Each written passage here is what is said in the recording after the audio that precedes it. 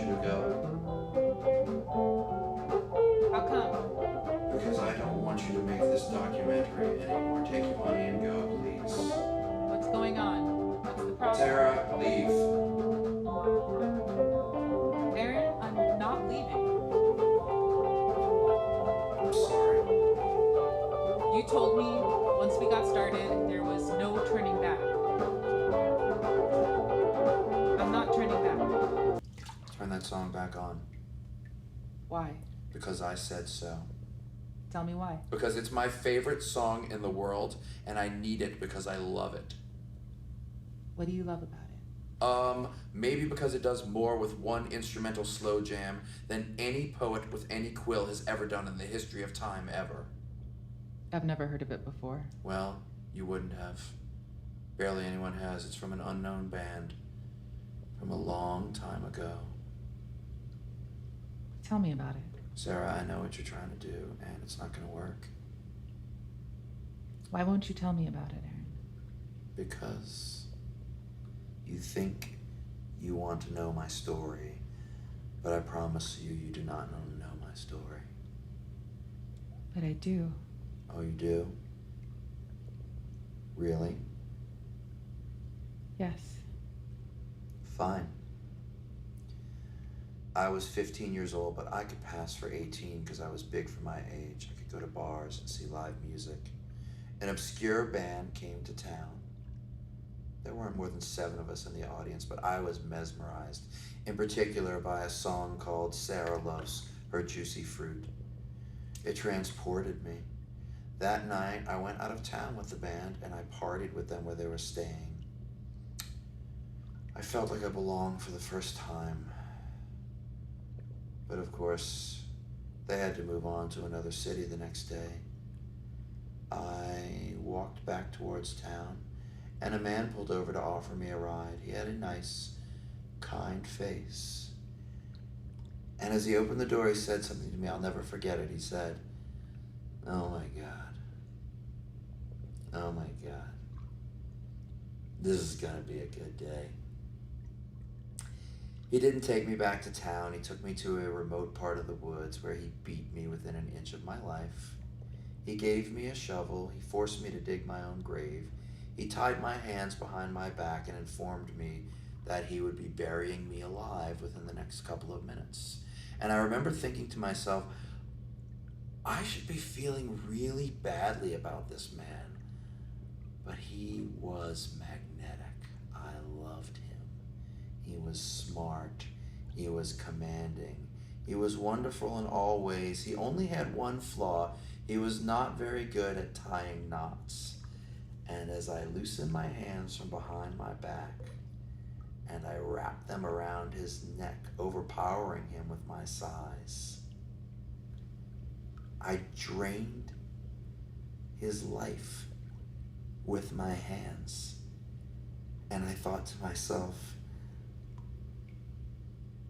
well, this is my destiny. Sarah loves her juicy fruit, and Aaron loves to kill. I stripped him of his clothes.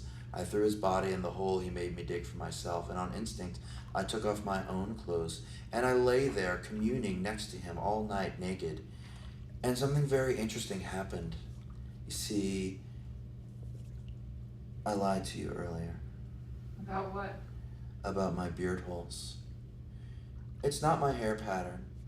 It's actually a rare disease called trichotillomania. You know, when people pull hairs out of their beard or their scalp or even their eyebrows. You see, my first victim had this disease. And when I laid with him naked, my spirit consumed that from his spirit. And it became a ritual of mine. All of my victims, I lay with them naked, and I take a part of them with me. And here I am now, a strange but wonderful amalgamation of all of the 39 men and women that I have killed, and it has been the most glorious part of my life. It has been my raison d'etre. And now, it's gone. And that is why I am sad. That is why I have nothing to live for anymore. And that is why I want you to go, because tonight is going to be a very bad, bad night. Aaron, Sarah. stay right there.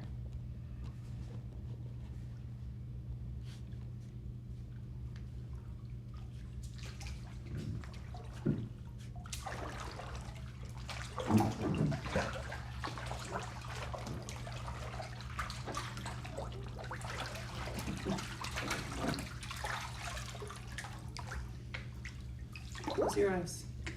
I don't want to. Do it.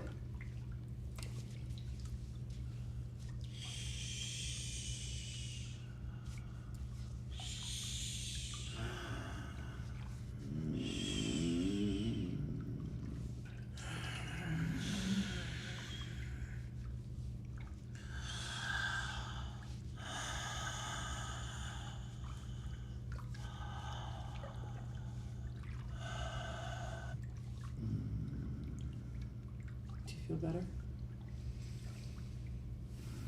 little bit. Good.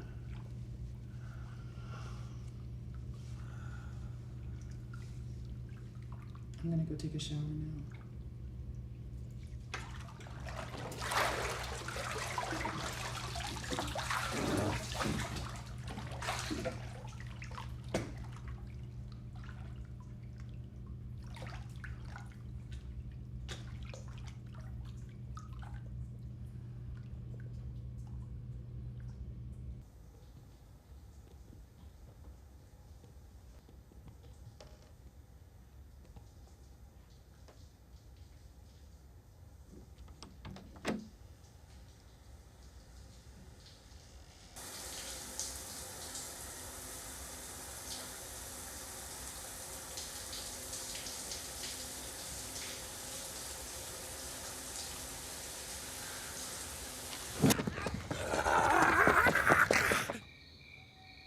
Are you rolling, Sarah? Yeah.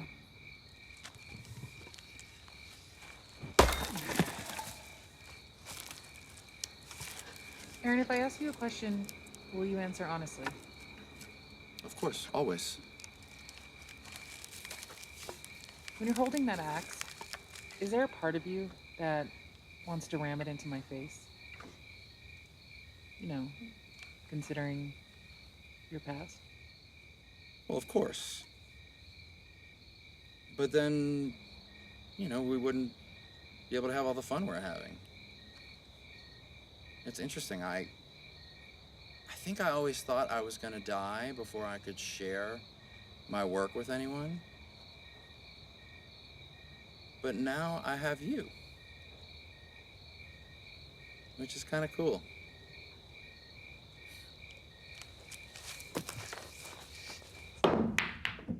Do you feel remorse for the people you killed?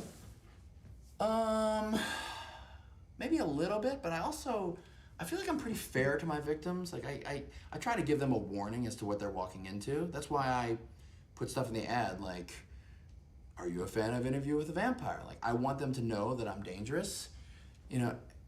Actually, one of my latest was this big old sweetie, and I called him Buddy. And I stuck an axe and a stump outside of the house I rented. He passed by it, he saw it, he came in anyway, and he stayed with me all night, I mean, it's almost like they want to die. Did you kill him with that axe? Uh-huh. Does that mean you're gonna murder me with a blender? That is actually a brilliant idea. I've never thought of that as a weapon before.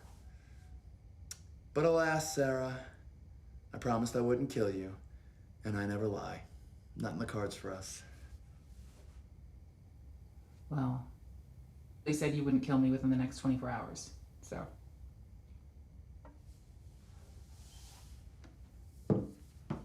Now, why would you bring that up? That only gets you into trouble.